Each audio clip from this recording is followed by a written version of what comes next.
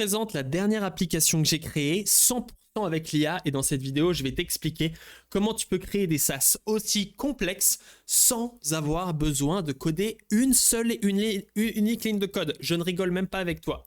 Qu'est-ce que c'est ce SaaS? C'est un chat, juste ici. On peut voir que je peux cliquer ici, j'ai un chat sur tous mes sites web, donc c'est sur Subfast, sur Lumail, sur Codeline, et là on va pouvoir faire une demande. Donc par exemple, cette formation est-elle faite pour les personnes qui ne savent pas coder? Hop, on envoie. On peut ici mettre notre email, mavenmal plus test. Et là, tu peux voir qu'en live, on a ici mon interface admin qui vient d'identifier l'utilisateur, Melv, avec ici l'URL. Je peux voir le screenshot du site. Je vois la question en live et on va ici pouvoir voir la réponse en live de l'IA. Parce que c'est un chat mi-agent IA. Donc le but, c'est de venir aider l'utilisateur le plus rapidement possible. Et pour faire ça, en fait, l'agent IA va répondre le plus rapidement possible à l'utilisateur si aucun humain a eu le temps de répondre. Donc là, pour ne pas faire sentir à l'utilisateur qui utilise mon chat que je me fous de sa gueule, que je m'en fous de lui et que j'ai juste mis un agent IA qui lui chie dessus des réponses IA de merde, et à mon agent IA qui dit « Bonjour, je suis l'assistant IA de Codelynx », un agent humain sera également disponible pour vous aider si besoin. Donc là, très important, on rassure l'utilisateur sur qu'il y a un agent IA qui lui répond « Ok ». Mais il y a un humain qui peut venir et intervenir quand il sera disponible. Concernant votre question, tout dépend de la formation. Si vous parlez de AI Builder, elle est spécialement conçue pour créer des applications et des SaaS sans expérience. Par contre, AI Blueprint est destiné à des développeurs qui veulent intégrer l'IA dans leur workflow. Pouvez-vous me préciser de quelle formation vous êtes intéressé? Là, je lui réponds AI Builder et tu vois que tout est en live. Donc là, dès que je réponds, ça met ici. Dès que l'IA répond, ça met ici. Et donc, tout est synchronisé. L'IA est gérée directement ici dans les settings de website. Donc si ici je vais dans website, on a ici les notifications, les AI settings, où là on est capable de mettre toutes les informations sur comment l'IA doit répondre. Il y a des mémoires qui sont extraites automatiquement quand un humain répond. Donc si un humain répond à une question, en fait je vais sauvegarder les réponses ici comme ceci dans les mémoires, ce qui va permettre en fait d'aider l'IA dans le futur. Donc chaque fois qu'un humain répond à la main, donc là quand je vais répondre à la main, oui TKT c'est fait pour les non-développeurs, en fait il y a un cron job qui va venir sauvegarder ça comme une mémoire, ce qui va permettre dans le futur à l'IA de venir réutiliser les informations écrites par un agent humain. Donc là tu peux voir que tout est live, tout fonctionne parfaitement, j'ai le screenshot, j'ai les events de l'utilisateur, c'est-à-dire ici la page dans laquelle il est, toutes les infos. Ici, j'ai toutes les métadatas qui me permettent de le débugger et de l'aider juste ici. Et donc, ça me permet ici de débugger les utilisateurs et de pouvoir avoir un moyen de chatter avec eux directement. L'application, elle a tout ce que tu peux imaginer d'une application. Elle a ici le fait de pouvoir customiser la bubble de chat comme tu veux, avec ici le style que tu veux, avec les paramètres que tu veux, avec les textes que tu veux, les images que tu veux. Là, on a une preview du site avec la bubble de chat pour pouvoir la configurer. On a les AI settings, on peut mettre des notifications Telegram, Discord, tout ce que tu veux. On a le SDK, donc on a un SDK TypeScript intégré. On a le live, on a tout ce qu'il faut et tout ça a été codé avec l'IA. Donc d'abord, je vais te parler un petit peu de la stack, même si la stack n'a pas été très importante. On va ici utiliser Convex. Convex, c'est magique. Si ici, je te montre les messages, en fait, Convex va synchroniser toute ton application tout le temps. Donc là, tu peux voir que dès que je viens écrire un message, juste ici, test, send, on peut voir que ça synchronise ici cette vue de database instantanément. Et donc, en fait, dès que ça synchronise cette database, ça vient notifier tous les utilisateurs. Donc, par exemple, cette page ici vient être notifiée qu'il y a eu un changement et hop, le changement apparaît sur toutes les pages. Convex permet de gérer le real-time. Mais en fait, Convex, ici, dans mon cas, c'est carrément un back-end complet. Convex fait tout. Convex gère le auto-reply, le draft, les mémoires, fetch website metadata, il génère le name, transcribe audio, user notification, il gère la présence, il gère l'upload de files sur R2, Stripe, les spams, les seeds, les Stripe Webbook, subscription, Telegram, unsubscribe, user metadata, tout ce que tu veux est géré directement sur Convex. Parce que Convex peut non seulement gérer toutes les datas, mais il gère aussi toutes les fonctions qui sont schedule. Donc par exemple, envoyer une notification comme on voit juste ici, Webbook Notification dans 2 minutes, etc. Ça vient gérer tous les cron jobs, ça vient gérer toutes les fonctions qui doivent s'exécuter plus tard, etc. Et donc avec ok, ici j'ai différents groupes. Je me disais pourquoi je voyais pas toutes les fonctions, mais ici on peut voir qu'on a en fait les différentes groupes juste ici avec présence qui est gérée, etc. Donc très intéressant. Tout qui est géré ici, avec des schedulers, etc., tout est géré avec Convex. Ensuite, l'application, elle a un SDK que tu installes comme ceci avec un script, et ça vient l'ajouter automatiquement. Et on peut aussi installer la librairie. On peut utiliser avec React, et on peut utiliser sans React, et on voit qu'il y a toute la documentation qui a été faite. On peut même utiliser directement ici le SDK. Donc tu vois qu'ici, si je vais en dev, ici je vais dire... envoie un message dans ce chat et tu peux voir qu'ici en fait on a le MCP support, on a le truc, donc moi ça permet à mon agent OpenClaw en fait de répondre aux utilisateurs et on peut voir encore une fois que dès qu'on envoie un message ici, il y a le MCP qui s'auto-corrige ici parce qu'il y a un petit bug et le MCP, Claude peut répondre au message, avoir l'historique de conversation et tout est live, même quand le MCP répond c'est live. Donc là, je lui dis écris salut mon pote dans la conversation. Et moi, ça me permet ici de donner à OpenClaw les accès complets de tout.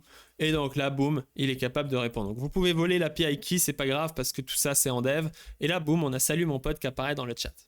Donc maintenant, la question, c'est Melvin, comment tu fais pour coder tout ça sans utiliser de code? Parce que toute cette application qui paraît quand même pas super simple... Alors là, il y a les rageux qui vont me dire ouais, ton application, c'est une application de merde. Alors, feature globale, hein, il y a déjà le SDK widget plus JavaScript qui doit être méga clean, avec capture de screenshots, tracking de liens, etc., etc. Customisation, settings de customisation. Donc après, dans l'app, il y a cron job, réponse IA, memories, retrieval des data. Et bon, je pourrais faire la liste des features, mais je pense que si je fais la liste des features, on va vouloir se tuer tellement il y a de trucs, quoi.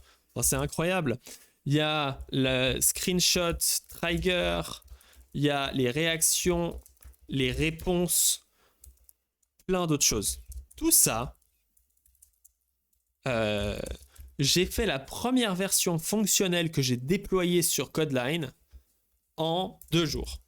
Je me suis filmé ces 2 jours. Tout est dans la formation Codeline, boum. Tu vois que dans la AI Builder formation, il y a moi qui me filme, qui fait toutes les étapes de l'application. C'est un autre jeu que 2 jours pour faire l'application entière. Et ça en utilisant l'IA. Ensuite, j'ai passé environ 3 autres jours en faisant d'autres choses, où j'ai migré à Convex, où j'ai rajouté plein de petites features que j'aime bien parce que j'aime beaucoup coder, etc. Tout ça a été fait 100% avec l'IA. Le code que tu vois ici, je ne l'ai jamais lu. Pourquoi est-ce que je ne l'ai jamais lu? Parce que j'avais pas le droit. La formation AI Builder est faite pour des personnes qui ne savent pas coder. Si j'enseigne à des gens qui ne savent pas coder comment créer un SaaS et que moi je lis le code, ils vont se dire que je me fous de leur gueule. Donc j'avais pas le droit d'avoir à coder. C'était un challenge si tu veux. J'ai écrit toutes ces lignes de code sans coder une seule ligne. Comment est-ce qu'on fait pour avoir un code clean et sécurisé en faisant ça? Le premier hack, c'est d'avoir le workflow des features. Donc, j'ai commencé par un fichier ID où j'ai réfléchi vraiment à l'idée. C'est comme ça que je suis venu avec la réponse IA, avec le screenshot, avec le tracking, avec tout ce que j'ai fait, ça a été déjà brainstormé avec l'idée. Pour ça, dans AI Builder, on va avoir tout simplement un prompt très poussé là-dessus qui s'appelle un workflow en fait complet qui, si je vais le chercher ici, hop, .claude, En fait, il y a une commande assez cheatée qui s'appelle Create SaaS dans la configuration Premium. Si je vais chercher ici, donc iBuilder Create SaaS, avec toutes les steps pour réfléchir à l'idée, brainstorm, valider, PRD, architecture, task. En faisant ça, en fait, on va d'abord faire ID, ensuite on va faire le PRD, on va faire l'architecture et ensuite on va créer toutes les tâches. Moi ensuite, je me suis filmé à effectuer toutes les tâches. Chaque étape suit le même principe une fois qu'on a les tâches.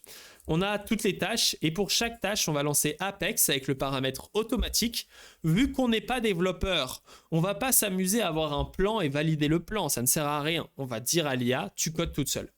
On va ensuite explorer le code, puis on va faire le plan. Donc l'exploration ou l'analyse. Ensuite, on planifie. Et ensuite, si le plan est valide, oui, non, bah nous, vu qu'on est en mode auto, c'est toujours oui.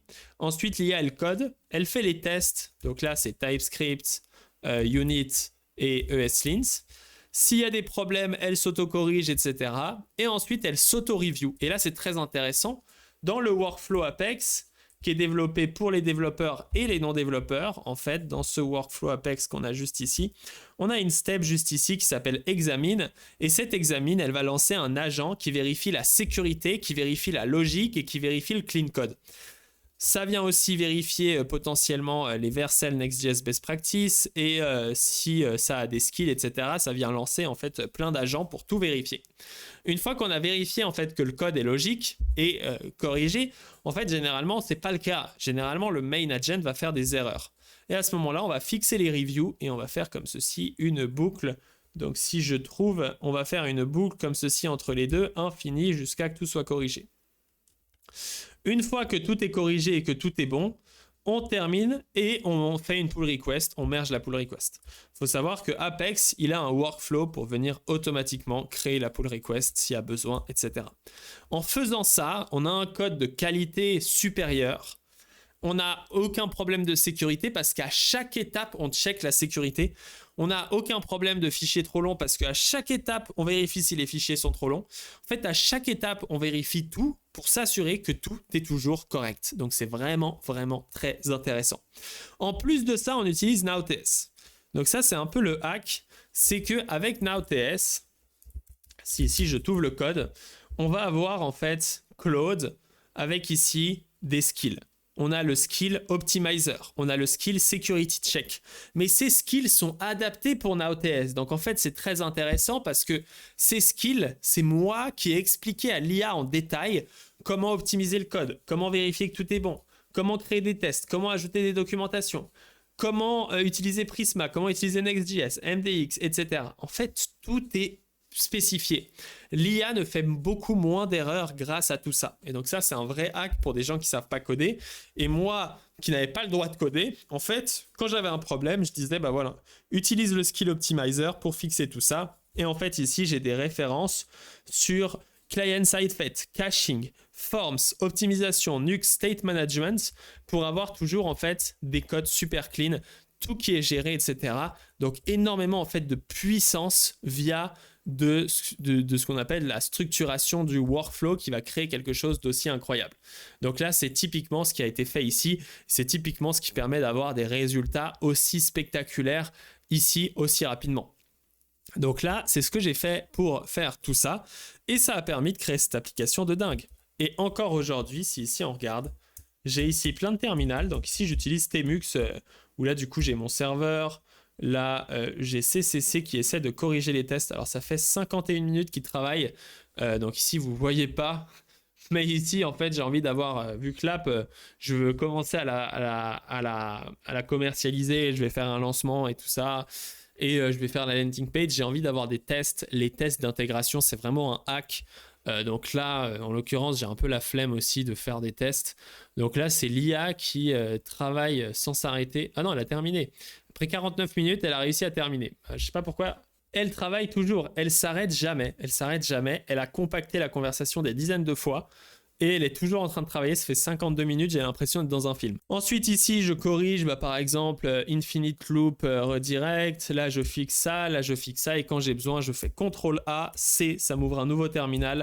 Claude Code. Et c'est reparti pour une nouvelle tâche. Je lance plein de tâches comme ça qui travaillent en même temps. j'ai une branche, à la fin je commit, et ça m'a permis de créer des features de fou furieux. Par exemple, celle-ci, c'est ma préférée. Donc là, je suis en chat, je viens ici avec le micro. Je peux ici définir le petit micro, bam. Hello, en fait, par rapport à ta demande, je ne sais pas exactement comment je pourrais le faire, mais si tu veux, tu peux m'envoyer un mail et je vais gérer ça. Hop, j'ai fait un petit audio. On peut preview l'audio, on peut faire x2 et tout. Je send. Et là, ça vient envoyer l'audio, ça vient l'upload sur nos serveurs. Ça vient ici envoyer l'audio et ça fait le transcript. Hello, en fait, par rapport à ta demande, je ne sais pas exactement comment tu pourrais faire, mais si tu veux m'envoyer un mail, je vais gérer ça. Et donc moi ici, ça me permet de répondre aux utilisateurs avec un audio. Ça leur donne plus confiance comme quoi c'est un vrai humain, parce que tout le monde juge si c'est vrai humain ou pas. Il peut écouter l'audio et il a directement le transcript, donc il n'est même pas obligé d'écouter l'audio. Ça, c'est one shot avec Opus. Tout ça, c'est fait. Je ne sais pas comment ça fonctionne. C'est pour le challenge. Encore une fois, je n'ai pas le droit de coder. Tout ça, ça fonctionne de manière magistrale. C'est incroyable. Les amis, si tu fais pas confiance à l'IA et si actuellement tu codes encore avec un IDE, t'es en retard. Ce qu'il faut, c'est que tu passes plus de temps à faire des bons workflows, à faire des bonnes configurations qui vont t'éviter de devoir faire tout à la main. Et regarde juste le résultat de dingo qui se produit juste ici. Tout ça, c'est incroyable et ça permet d'avoir des résultats de fou, quoi. Je suis encore abasourdi en fait de la qualité du code qui a été généré ici en utilisant l'IA et de la qualité du produit qui est généré ici. Alors pour l'instant, vous pouvez pas encore, sûrement que vous pouvez tester parce que je me suis pas amusé à limiter grand chose, mais le produit ici est 100% fonctionnel. Tout a été ajouté.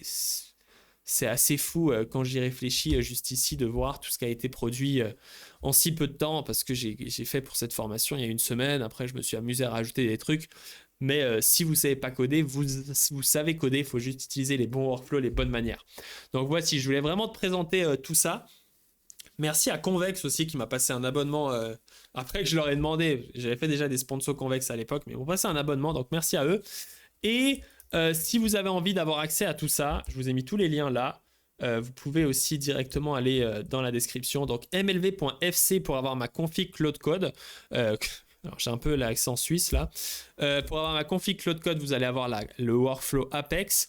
Vous allez aussi avoir directement l'accès à toutes les commandes et tout ce que j'utilise. Je n'utilise pas que cette commande-là, j'en utilise plein. Vous allez pouvoir accéder à la boilerplate Now.ts sur /fn pour français Now.ts pour avoir accès directement à mon code et à FC pour accéder à AI Builder SaaS. Vous pouvez accéder au cours gratuit. Ensuite, vous pourrez rejoindre le cours complet qui est vraiment pour des personnes qui ne savent pas coder. Donc voilà, si c'est ton profil, ça peut être intéressant pour toi. Sinon, ça ne sert à rien. Va plutôt sur les premiers liens. Et si tu es développeur et que tu veux avoir un peu mes workflows, etc. et toutes mes news, c'est ici un FA pour aller sur AI Blueprints. Alors je sais, c'est compliqué, mais c'est la vie. Merci à toi d'avoir écouté cette vidéo jusqu'ici. N'hésite pas à mettre un commentaire. N'hésitez pas à mettre des commentaires de rageux pour me dire que mon SaaS sert à rien et que c'est de la merde. Comme ça, je pourrais vous faire des petits shorts de réponses comme on les aime. On se dit à bientôt. Ciao, ciao.